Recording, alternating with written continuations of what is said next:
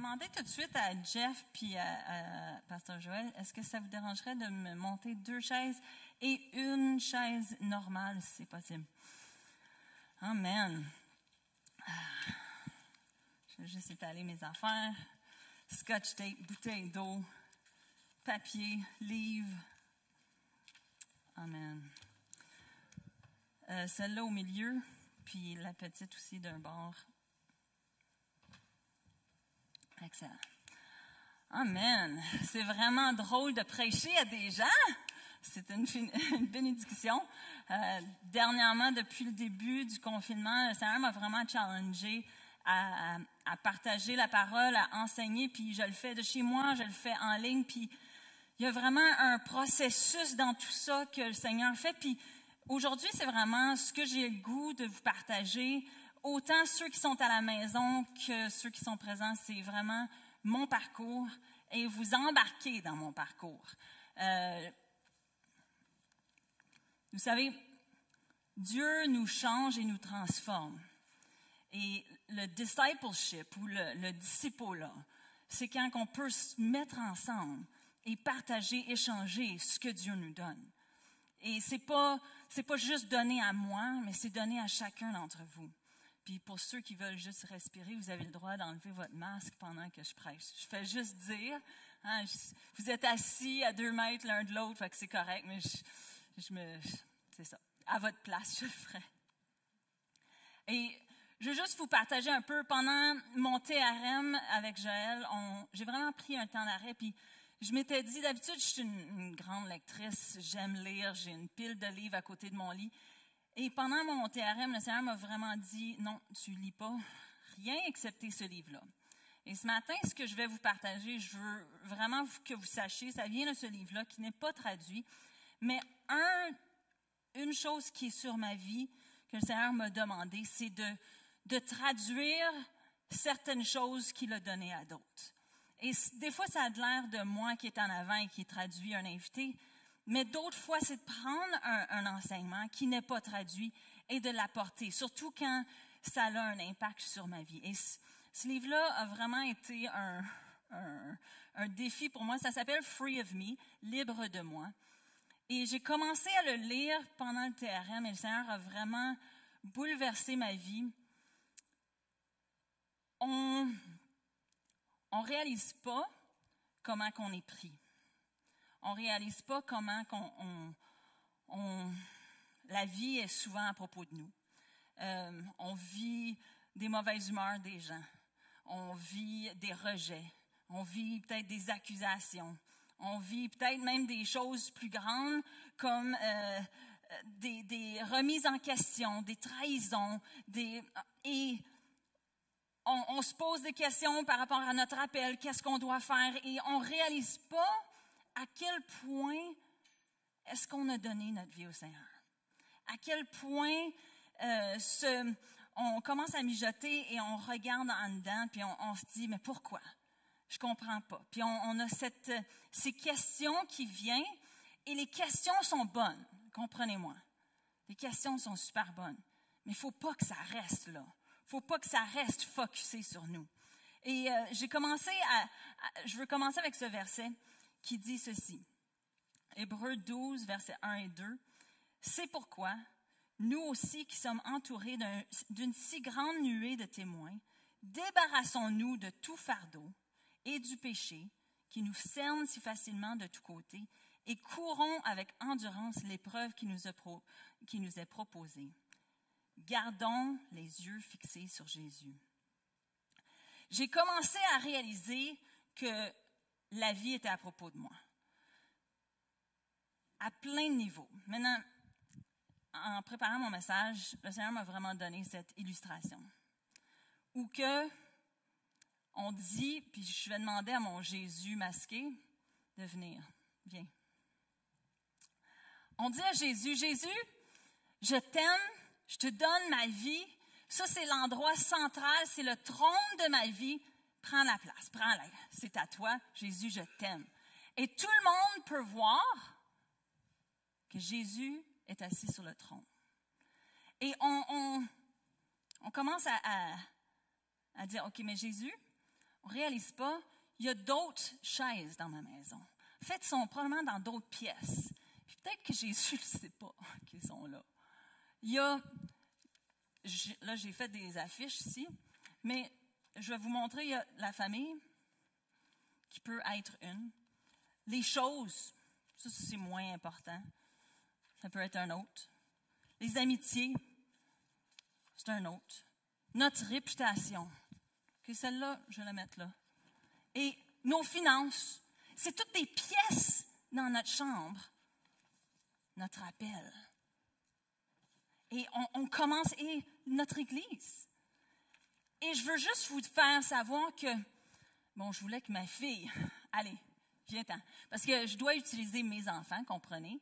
Parce que eux autres, je pourrais être proche d'eux autres. Sinon, il faut que je mette mon masque pour vous parler. Mais j'ai réalisé, en analysant ma vie, que Jésus il y avait la pièce de résistance centrale dans ma vie. Mais, peut-être dans mes finances, vas-y, assieds-toi dessus. Pas tout de suite. Je vais te faire bouger. Elle me ressemble plus. Fait que j'aurais pu prendre Jeff, mais elle me ressemble plus.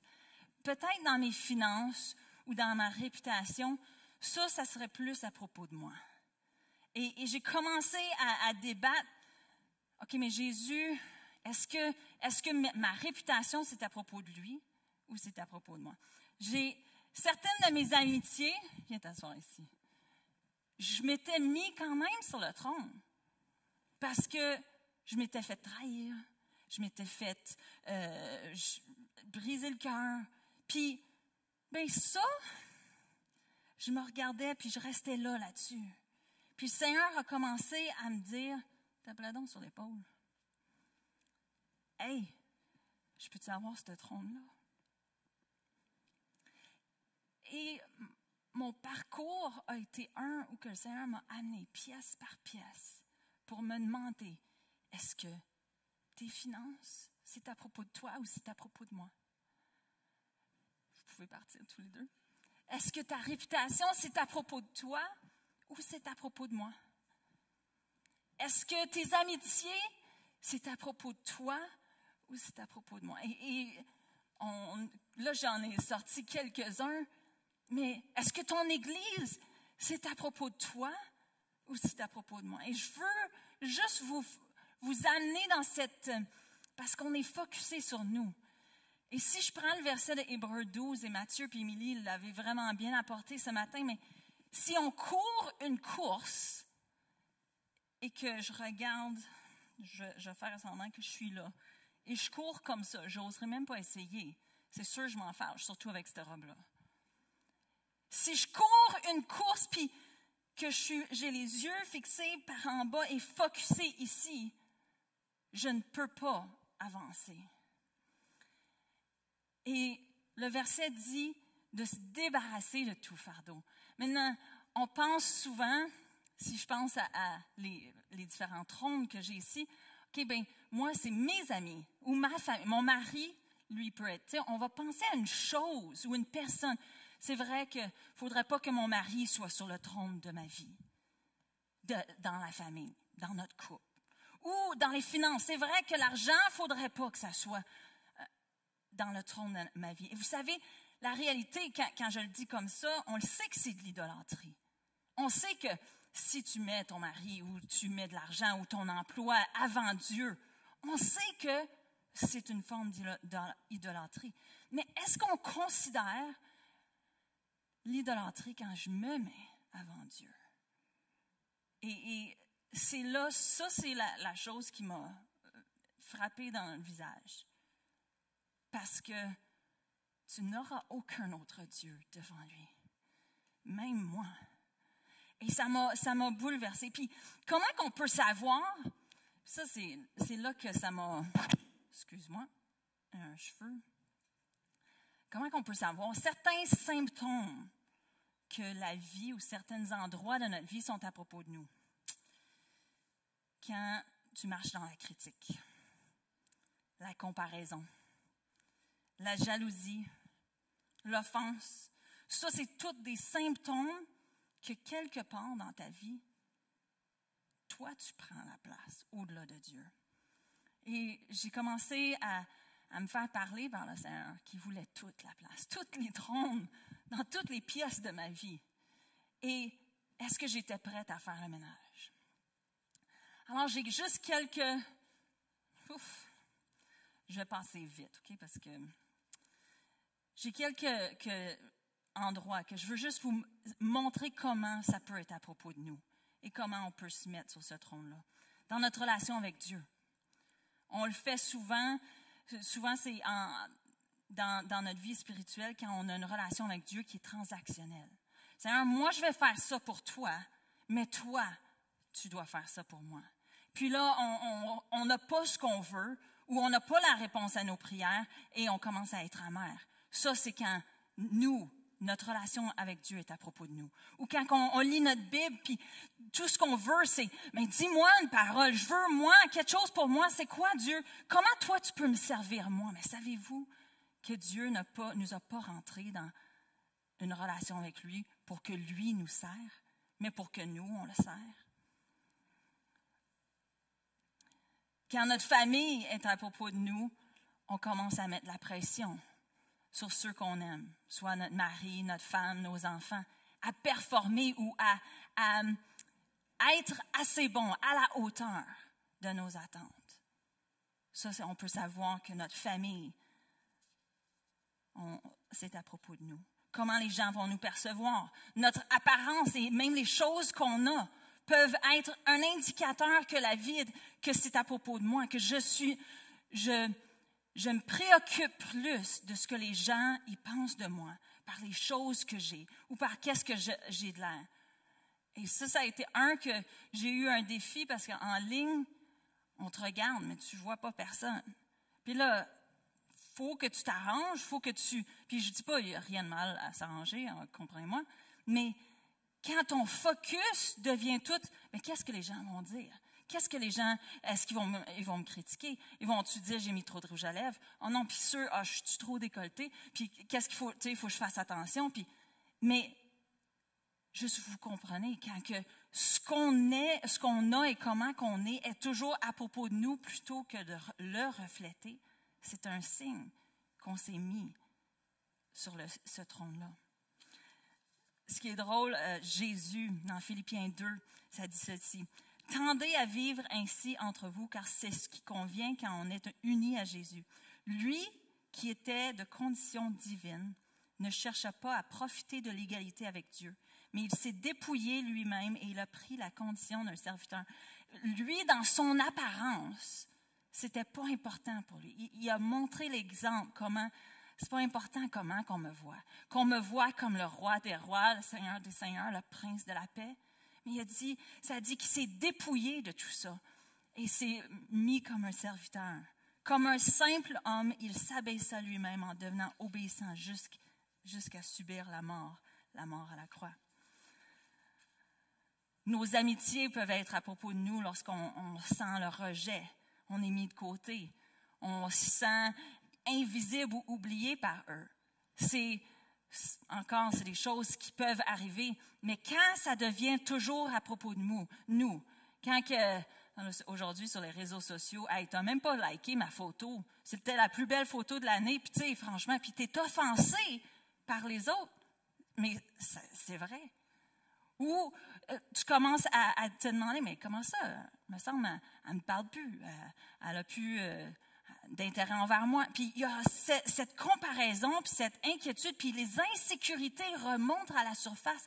Et je veux juste vous dire, c'est là où on est capable de dire, « Hey, t'as une minute, Seigneur, c'est pas à propos de moi. » Je veux juste vous dire, c'est libérateur de savoir que c'est pas à propos de moi.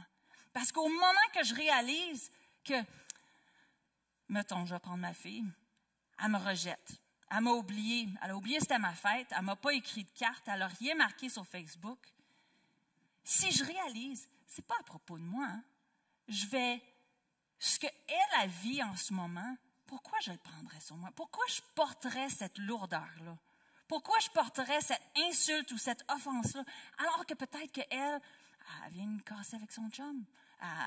Écoute, je ne sais pas c'est quoi les problèmes que tu peux avoir à ton âge.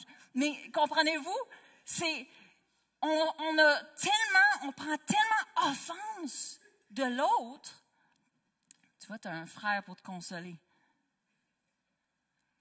On prend tellement d'offense. Puis en réalité, imaginez votre salut. Si votre salut était à propos de vous, ça aurait de l'air de quoi? Mais ça aurait de l'air de nous qui faisions des œuvres. Puis c'est sûr qu'on aurait cette compétition. Mais Matthieu, lui, c'est sûr, il en fait pas mal. Hey, t'as-tu remarqué, je sais pas, comparé à Émilie, hein? Puis là, il y a cette comparaison qui arrive. Mais non, le salut est un don de Dieu, donné, c'est une grâce. Qu'on fasse caché, qu'on fasse visible, c'est donné, c'est pas à propos de nous. Fait que ça ne dérange pas qu'est-ce que les gens ils peuvent voir, pas voir, le travail qu'on a fait dehors sur les rampes, on ne sait pas. Mais Dieu, il sait. Puis quand c'est à propos de lui, puis quand on le sert, lui, qui m'amène à notre appel. Est-ce que vous saviez, il y a un homme qui a dit ceci, Tim Keller, il a dit, notre travail au quotidien peut être notre appel seulement si nous le reconnaissons comme étant l'assignation de Dieu pour servir les autres. Je répète, notre travail au quotidien peut être notre appel seulement si nous le reconnaissons comme étant l'assignation de Dieu pour servir les autres. Là où que vous êtes, que ce soit à votre maison, en télétravail, retraité, en autobus, dans une mission nouvelle génération, peu importe l'endroit, si toi, tu ne le vois pas comme une assignation de Dieu pour servir les autres, c'est vrai, ce n'est pas un appel. Mais si tu réalises, Dieu t'appelle là où tu es, et aujourd'hui, il veut te servir. Tu as 2 minutes, tu as 5 minutes, tu es dans ton studio, tu es dans ton... Peu importe c'est où, Dieu veut t'utiliser, mais c'est toi qui dois le reconnaître. Hey Seigneur, je veux que tu te sers de moi. Alors notre appel peut être à propos de nous lorsque c'est à propos de notre succès, notre visibilité. Servir Dieu n'est pas à propos de la visibilité de nous, et c'est à propos de sa visibilité. Et là, j'ai commencé à réaliser, il y a des choses qui ont besoin d'être remises en priorité dans ma vie. Colossiens 3, 23, 24, c'est un de mes versets préférés. Mais quel que soit ton travail, et je vous le dis à vous autres, quel que soit ton travail, faites-le de tout votre cœur comme pour le Seigneur et non pour les hommes. Car vous savez que vous recevrez du Seigneur comme récompense l'héritage qu'il réserve au peuple de Dieu. Mais la phrase clé, c'est celle-ci. Le maître que vous servez, c'est Christ. En bon québécois, votre boss, c'est Jésus. Votre boss, c'est Jésus. Tu es à retraite, ton boss, c'est Jésus. Tu es ta maman à la maison, ton boss, c'est Jésus.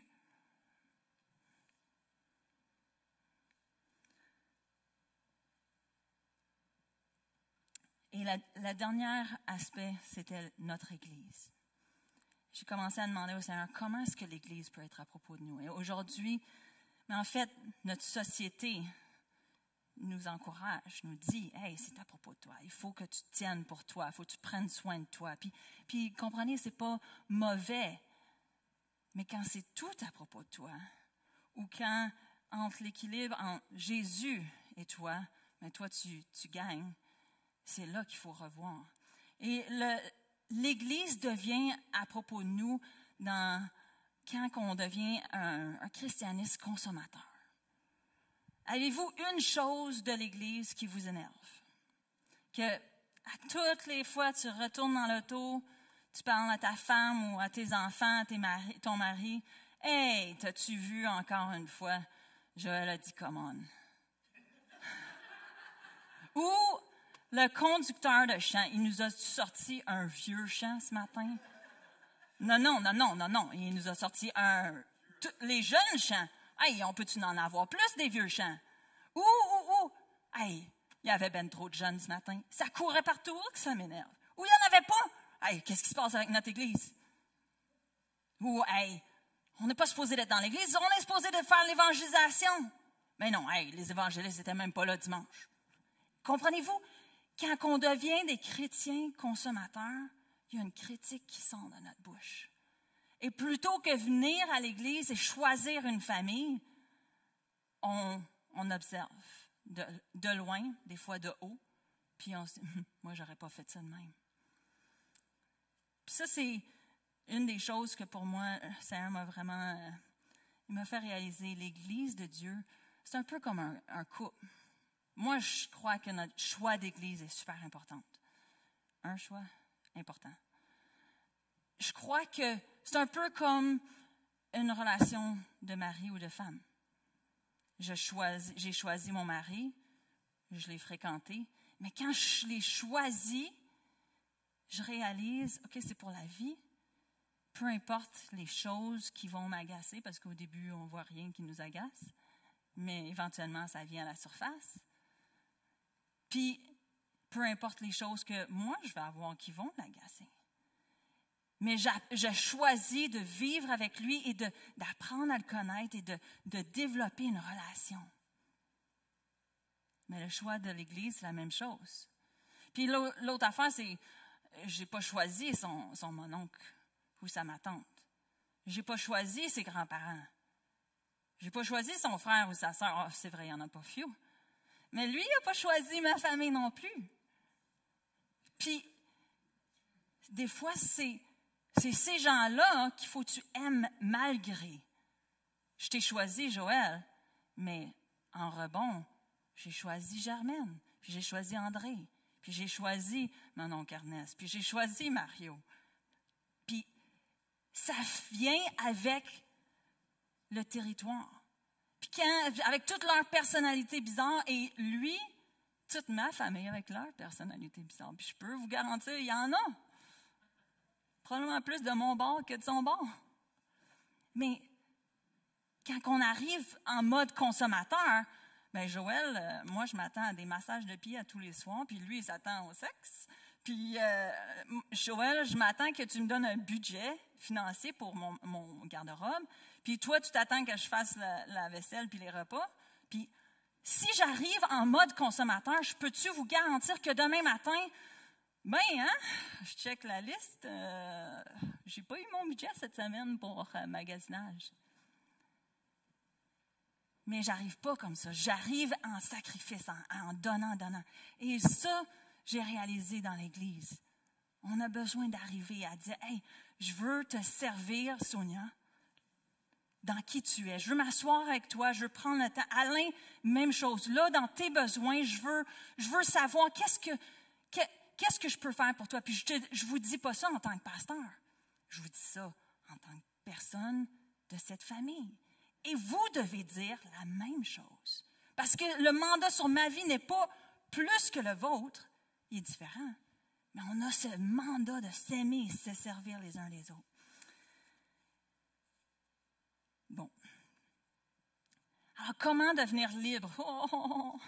Je regarde le temps, désolée. Comment devenir libre, marcher libre? Et voici, il y a deux que j'en parlerai pas, mais que vous allez savoir. Si je vous les demanderais, je sais que vous me les diriez. Mais comment renverser cette mentalité-là et mettre Jésus sur le trône de chaque pièce? La première, la louange. La louange est enlever le focus de moi et le mettre sur lui. Puis ça, on dit tout amène à ça? Bon. Point clos. Deuxième, c'est la gratitude. Quelqu'un a écrit cette semaine, on n'est pas des gens reconnaissants d'être heureux. On n'est pas des gens heureux, donc, laisse faire. Mais la reconnaissance, la gratitude donne la joie. Et la gratitude ou la reconnaissance, c'est un focus que j'enlève de moi et que je mets sur les autres. Que je suis reconnaissante envers les autres. Mais, puis ça c'est le point de mon message. La troisième que cette femme-là, elle a parlé puis qui m'a bouleversée, c'était la passion. Et pourquoi la passion? Mais quand on pense à la passion, le mot passion, on se dit, OK, c'est celui qui va être le plus loud, qui va crier, qui va... Ah! Hey, moi, je vois Joël dans ma soupe, je parle juste de Joël, je l'aime, je suis passionnée de Joël. Mais c'est pas ça, la passion. Le mot passion en latin, ça veut dire souffrance, ça veut dire endurance. Et quand Jésus nous demande, parce qu'on parle de la passion de Christ, c'est être passionné de Jésus, c'est de dire, moi, je veux me joindre à lui dans mes souffrances. Quand je pense souffrance, ben là, on peut penser, OK, c'est les gens en Afrique qui n'ont pas d'argent, ou qui n'ont pas d'emploi, ou qui n'ont pas de nourriture, ou on va penser même écoute, la souffrance que les autres vont me faire vivre, ou quand j'ai pas assez d'argent, les gens qui vivent dans la maladie. Mais si on mettait de côté tout ça, puis on pensait que la souffrance, peut-être, ça l'inclut moi. Romains 12 dit de faire un sacrifice vivant.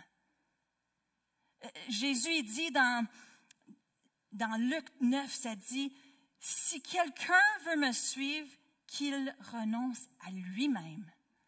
Pas renonce à Joël, ou renonce à mes amitiés, ou renonce à mes sous, mais qu'il renonce à lui-même.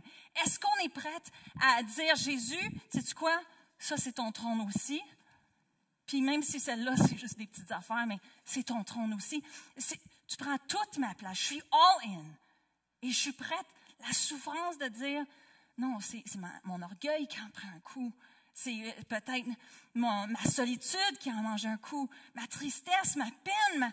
J'ai vécu tellement de choses. Puis, tu sais, Jésus, non. Si on lui donnait ça souffre. Ça fait souffrir. Si on donnait nos blessures, si on donnait notre mauvaise expérience, les accusations, les trahisons, si on donnait au Seigneur tout, ça, c'est un vrai sacrifice. On focus tellement sur notre douleur, notre mauvaise expérience, notre déception, comment s'en sortir qu'on ne voit pas les intentions de Dieu. On veut être délivré de nos souffrances, mais Dieu veut nous délivrer au travers de nos souffrances. Puis des fois, on sent une partie de nous qui est morte.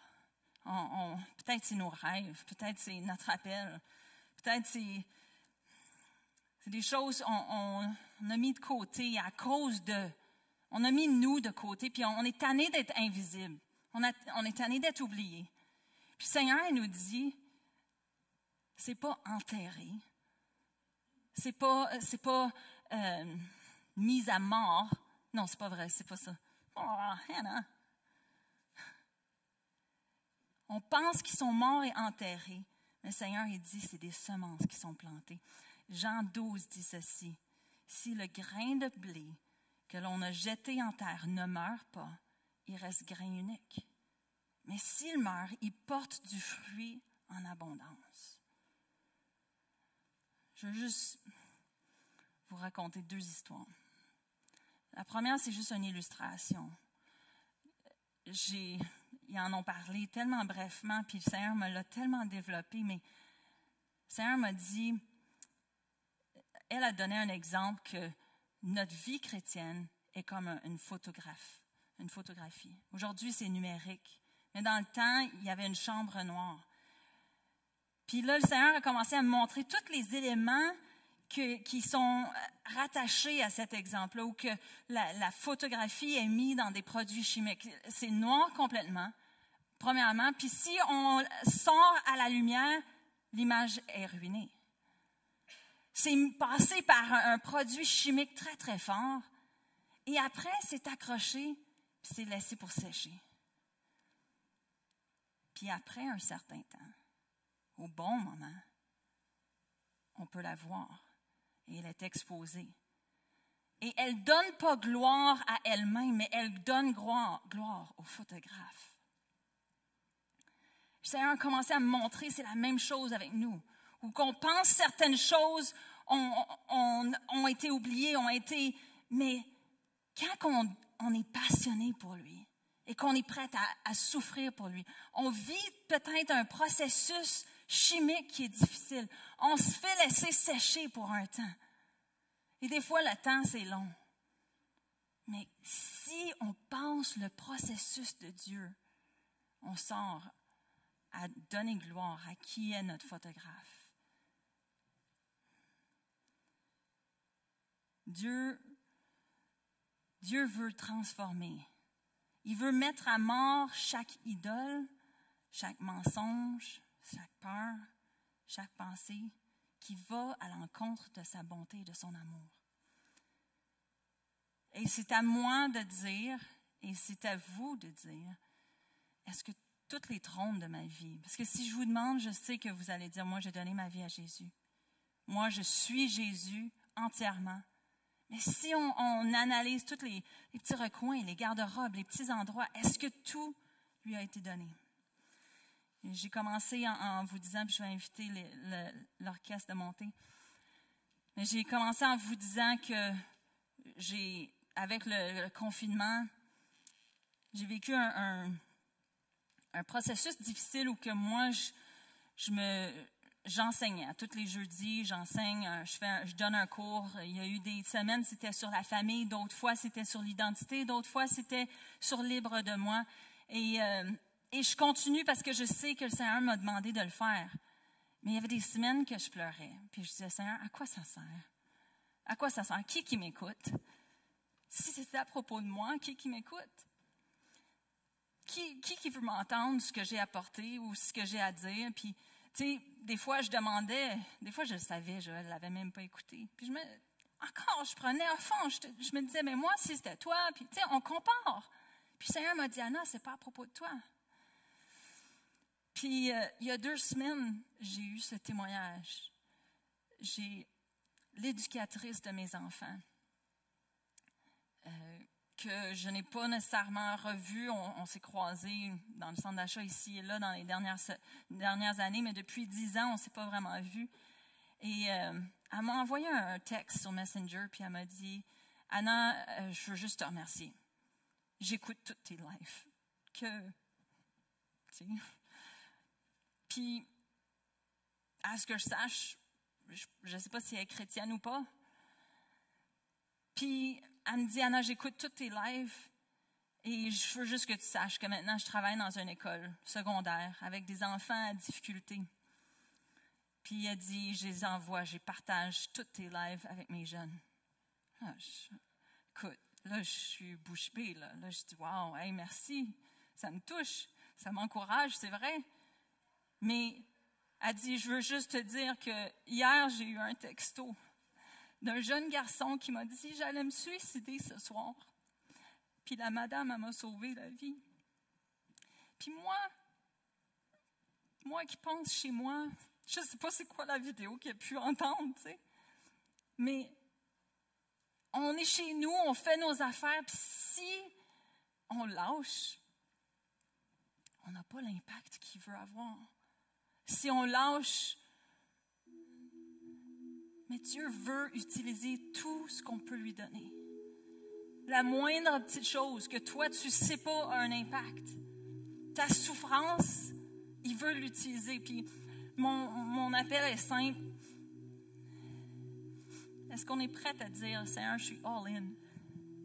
Chaque aspect de ma vie, ce n'est pas à propos de moi. Ce n'est pas à propos de qui me suit, qui ne me suit pas, qui commente pas. Ça, c'est un exemple, mon exemple. Mais il y en a tellement d'autres. Quand je fais mon souper, les enfants qui me disent rien si c'est bon ou pas. Ou si je fais les autobus scolaires, puis personne ne sait combien de temps, puis d'énergie, puis ce qui peut se passer, c'est juste moi. Puis comprenez-vous que là où qu'on est, est-ce qu'on est prêt à dire, Jésus, prends-les? Dans notre souffrance, on est-tu prêt à dire, hey, prends mon divorce, prends ma maladie, prends mes amitiés, prends mes finances, ça t'appartient. On est-tu prêt à dire, cette douleur-là, vous savez, Dieu n'est pas préoccupé avec notre passé. On peut regarder comme ça, mais fixer les yeux sur Jésus, c'est vers l'avant. Puis si on veut aller vers l'avant, je vous le dis, autant regarder par là que regarder sur nous, on a besoin de regarder à Jésus. Et je peux-tu vous inviter à vous lever, et ceux qui sont à la maison, juste Juste qu'on puisse prendre le temps, fermer nos yeux, remettre nos masques. Juste mettre les mains devant nous en humilité, puis dire, Seigneur, moi je te donne mon orgueil, je te donne ma solitude, je te donne ma colère, je te donne mes mauvais tons, je te donne ma famille, que ça ressemble à ce que moi je veux que ça ressemble ou pas, c'est pas l'important. Je garde les yeux fixés sur toi dans chacun de ces sphères-là parce que c'est à propos de toi. On va juste chanter ce chant en terminant. Et je vous encourage juste à écouter les paroles. Et si c'est votre cœur, juste dire au Seigneur, Seigneur, fais ce que tu veux. Fais ce que tu veux de ma vie.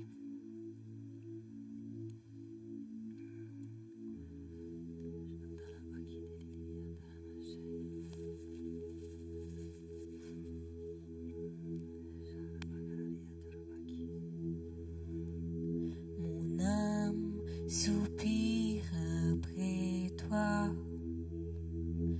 Va, élève ta voix. Je veux t'obéir, je veux te servir. Enseigne-moi ton chemin, prends ce qui me retient de te voir, Jésus. Je veux t'aimer plus, car tu dis que ceux qui te cherchent te trouvent. Je t'en prie, mon Dieu, porte-moi secours.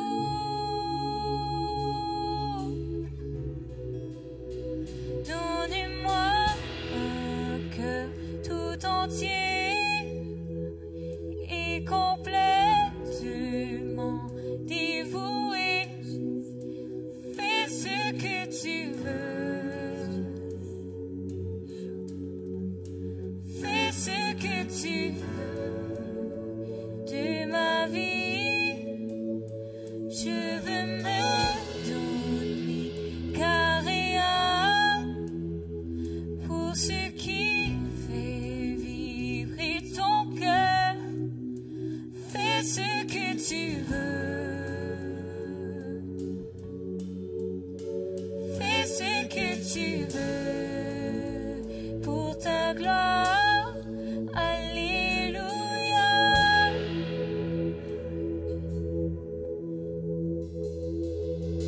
Mon âme soupire après toi. Agis, fais ton œuvre en moi, que la terre entière voit enfin la lumière.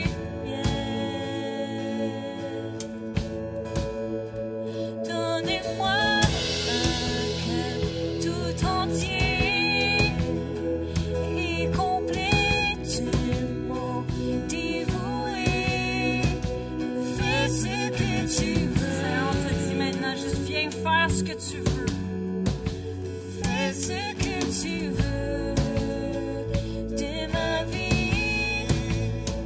Je veux me donner carrément pour ce qui fait vibrer ton cœur. Fais ce que tu veux. Fais ce que tu veux pour ta gloire. Alléluia.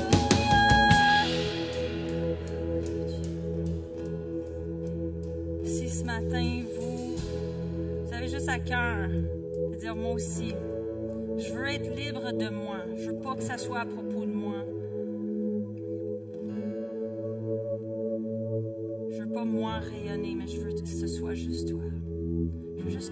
répéter cette prière après moi. Papa céleste, je te donne mon tout. Révèle-moi maintenant tous les aspects, tous les trônes dans ma vie que peut-être j'ai repris. Seigneur, je t'offre comme un sacrifice vivant ma vie. Viens et fais ce que tu veux de moi. Dans toutes les sphères. Seigneur, que rien ne te soit inaccessible.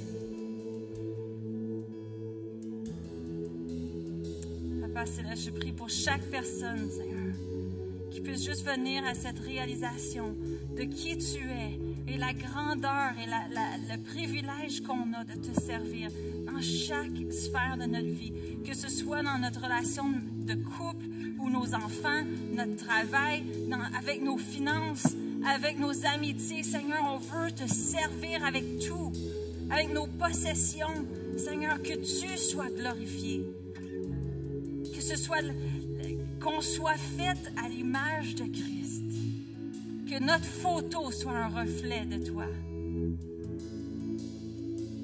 Viens, Saint-Esprit, propulse-nous encore plus proche de toi. Dans le nom de Jésus. Amen. Amen.